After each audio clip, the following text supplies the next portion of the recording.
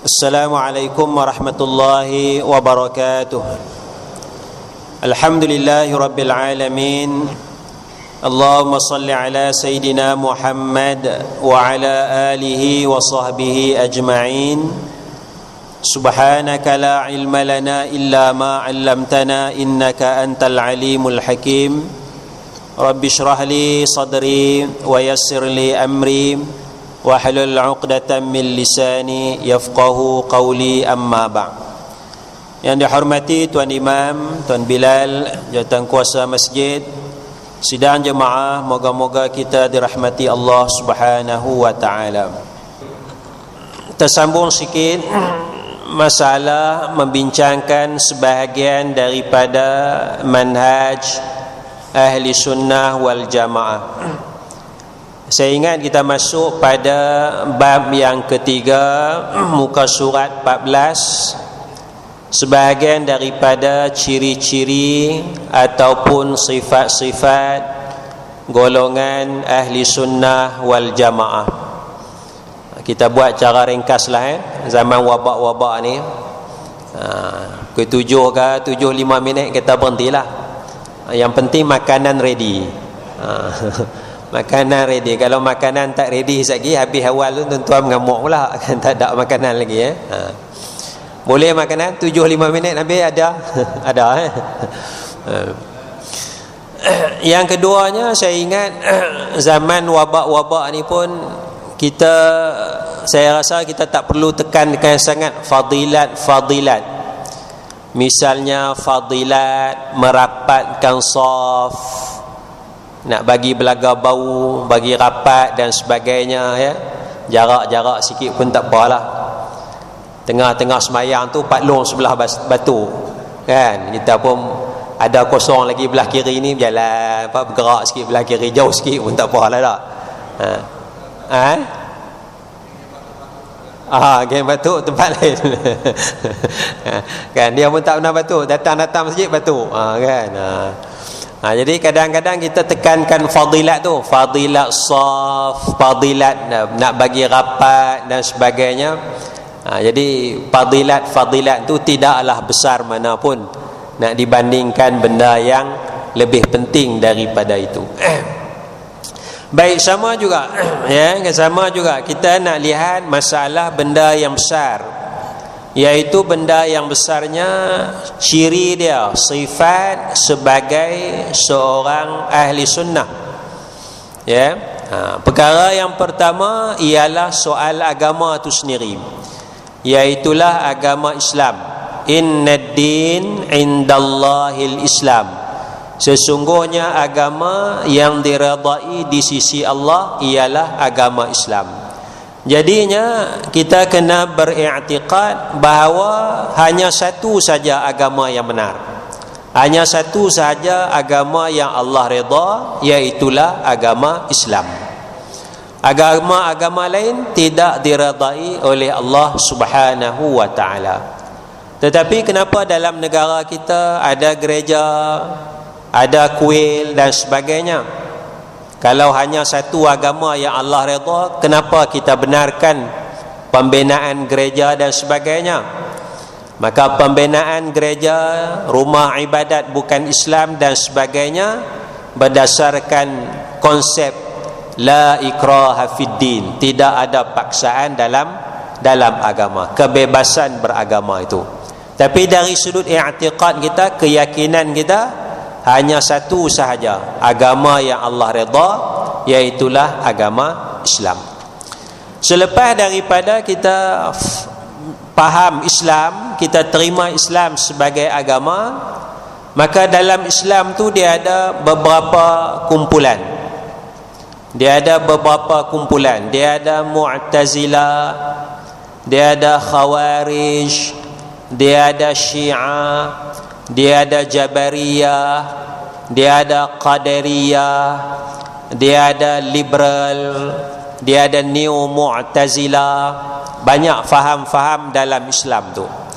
Maka di sinilah kita nak mengambil kefahaman manhaj ahli sunnah wal jamaah. Kerana apa? kerana kefahaman ahli sunnah wal jamaah itu secocok dengan nas Al-Quran dan juga nas-nas hadis Rasulullah sallallahu alaihi wasallam. Yang lain tu kita dapati tidak berapa secocok dengan nas Al-Quran, tidak berapa sesuai dengan hadis-hadis Rasulullah sallallahu alaihi wasallam. Kita dapati ada unsur-unsur ekstrim, unsur-unsur melampau dalam fahaman-fahaman yang lain daripada manhaj ahli sunnah wal jamaah. Maka kita nak melihat ciri itu, kerana kaedah dia al-ibratu bil musamma la bil asma. Pengajaran itu asas pentingnya, dasarnya ialah benda yang dinamakan, bukan sekadar dengan nama semata-mata. Ya, jadi bulan sudah ada jemaah bagi contoh makanan hot dog, dia kata hot dog. Ya, betul hot dog tu halal ke haram? Pasal apa halal? Pasal dia daging halal lah. Bila dia daging halal, tapi nama dia tak apa sedap sikit, hot dog, anjing panas. Jom kita makan anjing panas. Jom kita perkena anjing panas. Jom kita perkena hot dog. Nama aja. Nama tu daging apa, daging tak kisahlah, daging halal lah kan. JAKIM keluarkan sijil halal hot dog. Jadi kalau orang kampung mungkin dia tak apa biasa, apa ni, dia tahu dog tu anjing. Macam mana orang bandar ni makan anjing ni? Jadi nama sahaja. Nama sahaja. Tapi kita bukan tengok nama, kita tengok inti dia, isi dia, apa bahan yang ada dalam hot dog tu. Maka bila tengok isi dia, maka kita dapati benda tu adalah halal. Maka begitulah maksudnya sini, kita bukan nak mendakwa kita ahli sunnah je. Orang ni dakwa dia ahli sunnah, kumpulan ni dakwa dia ahli sunnah dan sebagainya. Bahkan kadang-kadang sebahagian orang dia tuduh pula orang ni bukan ahli sunnah. Hanya dia seorang je, kumpulan dia saja ahli sunnah, orang lain bukan ahli sunnah. Tidak menjadi masalah. Kerana apa? Kerana tuduhan itu tidak memberikan kesan yang besar kepada orang yang dituduh. Kerana perkiraan sebenar bukan tuduhan tu. Perkiraan sebenar bukan nama yang direbut tu, nama ahli sunnah itu. Tapi perkiraan sebenar adalah sifat dia, ciri dia. Jadi maka sebab itu bila kita rajin baca dalam Quran, Allah Subhanahu wa taala tidak sebut nama. Allah Taala tidak sebut nama kecuali yang saya jumpa satu je, iaitu nama muslimin. Yang tu yang Allah Taala namakan, huwa sammakumul muslimin min qablu wa fi hadha liyakuna ar-rasulu alaikum syahida. Allah Subhanahu wa taala menamakan kamu sebagai muslimin. Allah sendiri namakan muslimin min qablu, sebelum ni, sebelum Al-Quran, wa fi hadha, dan dalam kitab Al-Quran pun Allah namakan kita sebagai muslimin. Jadi nama muslim tu itu pentinglah. Jadi tak ada lagi lah orang kata kami je muslim, orang lain bukan muslim. Nama muslim tu kongsi sama. Tapi kadang-kadang dalam muslim ni, dalam kalangan orang Islam ni, dia berebut nama ahli sunnah. Maka sebab itu kita nak kena lihat ciri je, yang lebih penting. Yang keduanya, dalam Al-Quran kita akan dapati Allah Ta'ala sebut sifat al-muhsinin, orang yang berbuat baik. Al-muttaqin, orang yang bertakwa. Sifat innallaha yuhibbul muttaqin, Allah Ta'ala kasih kepada orang yang bertakwa.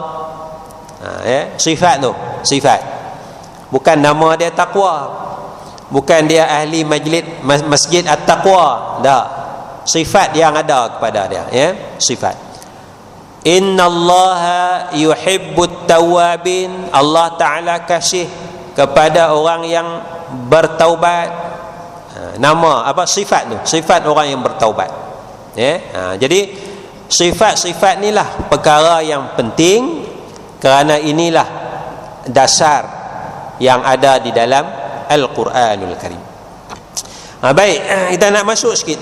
Ciri yang pertama, iaitulah, tak tahu masuk tak masuk lagi, mungkin masuk sikit.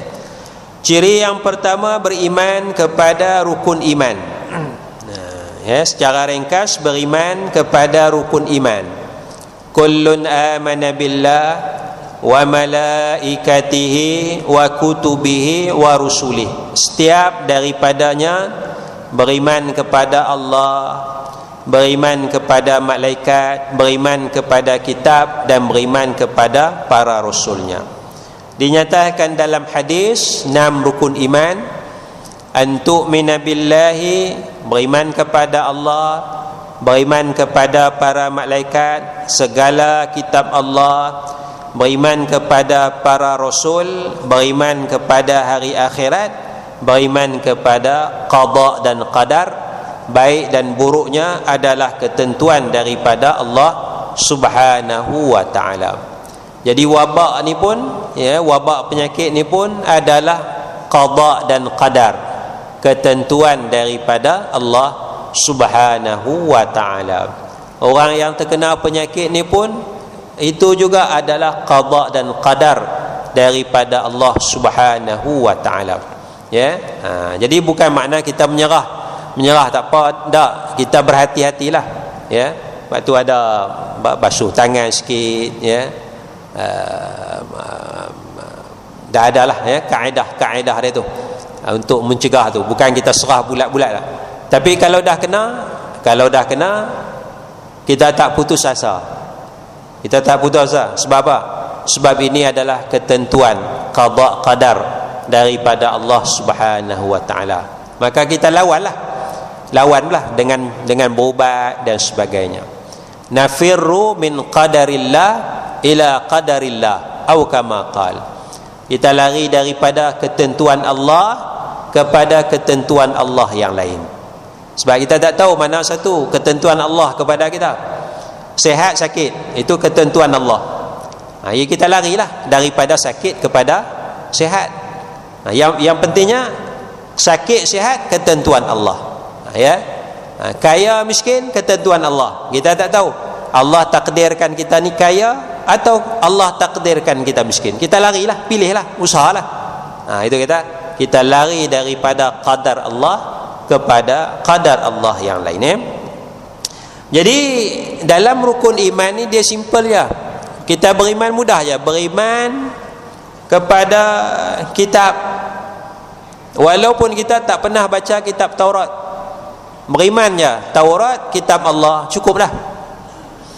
Kita beriman kepada hari akhirat, beriman je lah. Kalau tanya ni mana satu dulu, kita tak tahu, kan? Lepas mati mahsyar, lepas mahsyar apa dia? Payah terjadi. Telaga dulu ke hisab dulu? Masuk syurga dulu ke telaga Nabi dulu? Ada ulama kata telaga dulu baru masuk baru lepas tiang sirat. Ada ulama kata lepas tiang sirat baru jumpa telaga Nabi. Tak apalah. Yang penting semuanya kita beriman hari akhirat. Cukup dah tu. Cara susunan itu tidak menjadi perkara penting. Yang pentingnya beriman kepada hari akhirat. Ini simple. Beriman kepada Allah dan sebagainya tu secara ringkas sahaja yang dikehendaki, bukan secara detail. Baik, yang keduanya beramal dengan rukun Islam. Beramal dengan rukun Islam adalah tanda keislaman. 2 kalimah syahadah, mengaku tiada Tuhan melainkan Allah, Muhammad Rasulullah, la ilaha illallah, tiada Tuhan melainkan Allah. Tuhan satu je, tidak ada Tuhan dua. Sebab baru ni ada surat keluar daripada larangan seorang penceramah tu. Antara sebab dia ialah wallahu alam, Tapi dalam YouTube dia sebut adanya dua Tuhan. Adanya dua Tuhan. Kerana dia berpegang kepada zahir ayat Al-Quran, la tattakhidhu ilahain, janganlah ambil dua Tuhan. Janganlah ambil dua Tuhan. Ya. Lepas tu dalam tu dia bagi tahu apa, kalau tak faham bahasa Arab, orang tak faham. Lepas tu ada Pak Long tu petikai dia. Dia tanya Pak Long tu, Pak Long mengaji tak bahasa Arab? Mengaji sikit-sikit. Pak Long tu kata, mengaji sikit-sikit tak boleh faham, dia kata. Kena mengaji dalam sungguh bahasa Arab. Jadi salah, cara faham dia tu salah. Tak kira lah mengaji bahasa Arab ke tak mengaji bahasa Arab, benda basic ni, Tuhan satu je. Tuhan yang sebenar satu. Jadi yang kata dua Tuhan tu, dua Tuhan tu bukan makna Tuhan macam tu. Itu metafora, metafora. Macam kita kata mempertuhankan hawa nafsu. Ilahahu hawa dalam Quran. Tuhannya adalah hawa nafsu, bukan dia sembah hawa nafsu. Dia mempertuhankan hawa nafsu, bukan hawa nafsu tu Tuhan. Dia mempertuhankan hawa nafsu. Tengok Allah Ta'ala sebut Tuhan dulu, ilahahu hawa, Tuhannya adalah hawa nafsu, iaitu mempertuhankan hawa nafsu. Bila bahasa kita kata mempertuhankan hawa nafsu tu Tuhan ke? Bukan. Kan? Ini metafora, bunga bahasa. Mempertuhankan hawa nafsu makna dia lebih mengutamakan hawa nafsu daripada Allah. Itu maksud Tuhannya adalah hawa nafsu. Dia mempertuhankan hawa nafsu. Bukan Tuhan tu dua. Tuhan tu satu. Karena la ilaha illallah. Tiada Tuhan melainkan Allah. Yang keduanya, kalau kata dua Tuhan, dalam Al-Quran ada Allah Ta'ala sebut banyak Tuhan. Alihatan min dunillah. Alihah tu plural kepada ilah, banyak Tuhan, lebih daripada dua alihah. Kalau nak betul-betul kira, bukan dua Tuhan, banyak lagi Tuhan. Ini dia kata salah faham terhadap ayat Al-Quran. Kerana dalam Quran ada ilah, la ilaha, satu Tuhan ya. Ada ayat Quran kata ilahain, dua Tuhan. Ada ayat Quran kata alihatan, banyak Tuhan. Banyak Tuhan. Tapi Tuhan yang sebenar satu je lah. La ilaha illallah. Tiada Tuhan yang sebenar melainkan Allah. Baik, itu perkara yang pertama. Yang kedua, kita solat 5 kali sehari. Solat 5 kali sehari. Ini juga asas penting kepada manhaj ahli sunnah wal jamaah. Tak boleh kurang dah 5 kali sehari itu. Benda ni adalah mutawatir. Mutawatir. Tidak diragui lagi, tidak syak lagi, bahawa solat sehari semalam 5 kali. Dalam solat tu dia ada rakaat, dalam solat tu dia ada sujud. Warka'u wasjudu, hendaklah kamu rakaat, hendaklah kamu sujud. Jadi solat tu dia mesti ada rakaat, dia mesti ada sujud kalau kita baca dalam Al-Quran. Jadi kalau orang faham kata solat tu sekadar doa, solat tu is a pray, doa sahaja, itu maknanya tidak memahami Al-Quran secara menyeluruh. Kerana dalam Quran Allah Ta'ala suruh solat, aqimis salah, dirikanlah solat. Dalam Al-Quran Allah Ta'ala suruh berdoa, ud'uni, berdoalah kepadaku. Beza, doa lain, ud'uni, berdoalah, pray to me, berdoalah kepadaku, kepada Allah. Kan? Allah Ta'ala suruh solat. Jadi doa lain, solat lain dalam Al-Quran. Bahasa Quran tu doa lain, solat lain. Jadi ada orang faham solat tu ialah doa, bila ada doa dikira solat.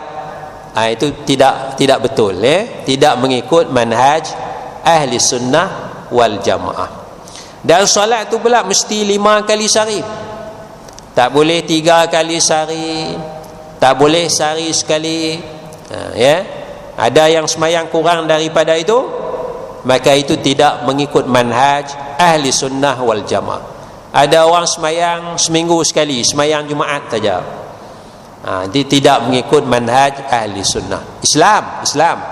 Ada orang semayang setahun 2 kali, semayang raya ya. Islam tak?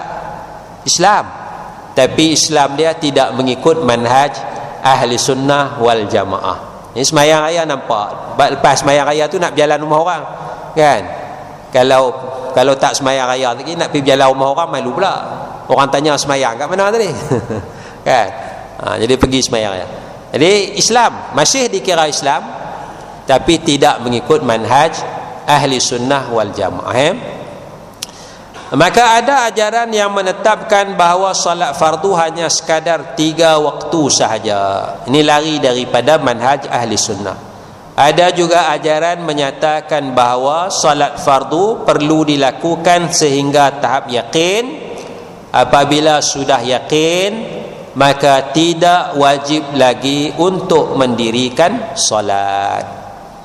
Ini juga lari daripada manhaj ahli sunnah wal jamaah, kerana faham ini berdasarkan zahir ayat Al-Quran, wa'bud rabbaka hatta ya'tiyakal yaqin. Buatlah ibadat, sembahlah Allah Subhanahu wa ta'ala hingga sampai kepada kamu oleh yakin. Jadi golongan ni kata, kalau dah yakin tidak perlu lagi melakukan amal ibadat. Ini lari daripada manhaj ahli sunnah wal jamaah. Kerana apa? Kerana yakin dalam ayat ini bermaksud mati. Buatlah ibadat sampai mati. Yakin dengan makna mati. Kerana apa?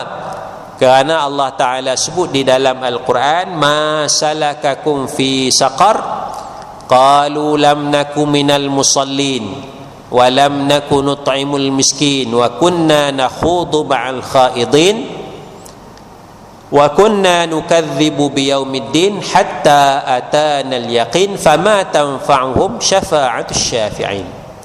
Orang yang berada dalam neraka saqar ditanya kenapa berada dalam neraka saqar, mereka jawab, kami dulu begini. Wa kunna nukadzibu biyaumiddin, kami tak percaya hari agama, hari akhirat. Hatta atana al-yaqin, hinggalah yakin sampai kepada kami. Jadi yakin makna apa? Mati. Bila mati barulah percaya adanya hari akhirat, baru tahu ada azab kubur, ada nikmat kubur. Jadi yakin dalam ayat ni makna mati. Maka bila yakin dalam ayat ni makna mati, maka ayat wa'bud rabbaka hatta ya'tiyakal yaqin, sembahlah Allah sampai yakin tu, maknanya sembahlah Allah hingga mati. Itu contoh ajaran yang salah, bertentangan dengan manhaj ahli sunnah wal jamaah. Selain itu ada ajaran menyatakan bahawa puasa bermaksud menahan diri daripada mendedahkan rahsia. Itu tafsiran yang salah terhadap makna puasa. Ada ajaran yang menyatakan bahawa haji boleh dilakukan di tempat yang selain dari Mekah. Ni Mekah dah tutup ni, kita nak buat umrah di tempat lain lah kot. Nak buat haji tak tahu boleh pergi haji ke tak boleh haji. Buat tempat lain lah. Ini semua lari daripada manhaj ahli sunnah wal jamaah. Jadi kita simpulkan dulu bahawa asasnya ialah keimanan dengan 6 rukun iman, dan keimanan itu dizahirkan, disuburkan dengan mengamalkan rukun Islam yang 5. Mengamalkan rukun Islam yang 5. Paling basicnya syahadah la ilaha illallah Muhammad Rasulullah, diikuti oleh salat. Yang tu diulang hari-hari dan sebagainya. Haji tu tak apalah, seumur hidup sekali dan sebagainya. Dia susun ikut mana yang lebih utama, yang lebih penting dalam kehidupan kita sebagai orang yang beriman kepada Allah Subhanahu wa taala. Cukup sekadar tu, saya dah lajak 4 minit. Nanti kita sambung bawah tu perkataan ulama sufi. Apa maksud ulama sufi? Wallahu a'la wa a'lamu bis-shawab. Subhanakallahumma bihamdik, asyhadu an la ilaha illa anta, astaghfiruka wa atubu ilaik. Wassalamu alaikum warahmatullahi wabarakatuh.